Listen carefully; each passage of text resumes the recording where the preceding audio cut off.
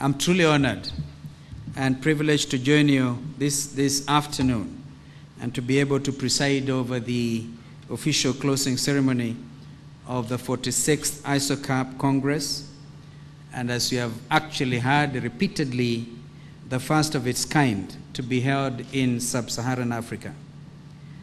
On behalf of the government and the people of Kenya, may I express our appreciation to you all for your participation in this Congress and making it such a highly successful event. Though not by design, this Congress comes at a crucial time in the history of our nation. A few weeks ago, and again, I'm sure you may have heard this from my predecessors, Kenya celebrated the historic promulgation of a new constitution. Kenyans now stand on the threshold of a new order in which their destiny will be transformed forever. However, we are also aware that the desired transformation will not just happen unless our development policies are realigned to reflect the needs of the new order. Fortunately, spatial planning, thanks to provisions contained in the new constitution, is now an integral part of Kenya's long-term development agenda. With your indulgence, may I share a Kenyan analogy that I believe holds, or was at one time or other held, in the countries represented here today. Soon after independence, some of Kenya's most brilliant minds, including our current president, His Excellency Mwai Kibaki, together with the late Tom Joseph Mboya, were among people who authored and bequeathed Kenya a development policy blueprint, popularly known as Sessional Paper Number 10 of 1965 on African socialism and its application to planning. As in the case of many newly independent states, this legendary archetype emphasized the placement of power and authority in the hands of the new players of the day.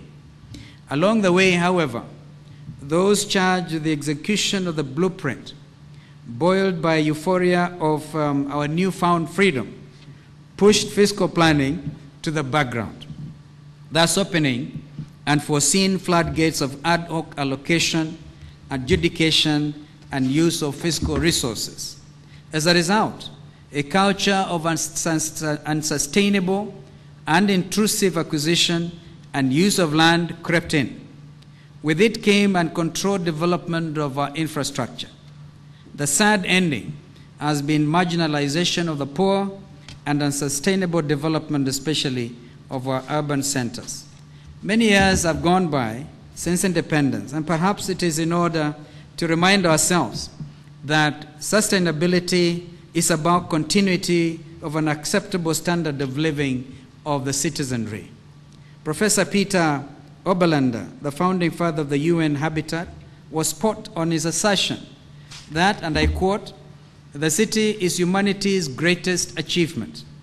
It needs care and stewardship to bring its historic role into the new century.